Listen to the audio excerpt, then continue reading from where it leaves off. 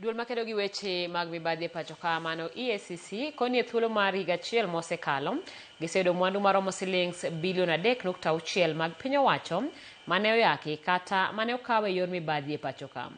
Kane oloso Mombasa, Director mar duolno Vincent Okongo koni e thuolo mar higni 10 mosekalo giseduoko mwandu manengone oewo silings bilion 30 mane oyaki. Kabende olero ni pod gidhi nyime kod buche mamoko e doho mageto duoko mwandu mamoko.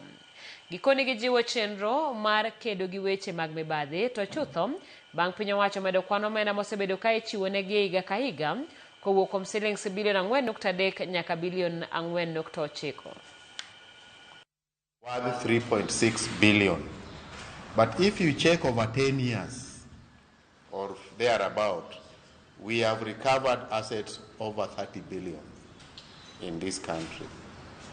We have a lot of cases in court on unexplained wealth and recoveries, over 400 billion. We have also disrupted through covert means, stealing of public funds, averting the loss, again over 440 billion Kenya shillings. So that is in a nutshell, but the money we were given in the last financial year.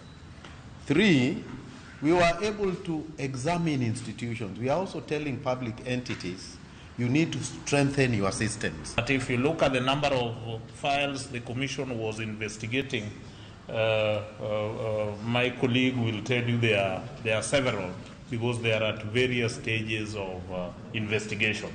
But the ones we were able to finalize are averaging 178. I think the final figure will be released as we finalize or launch the annual report.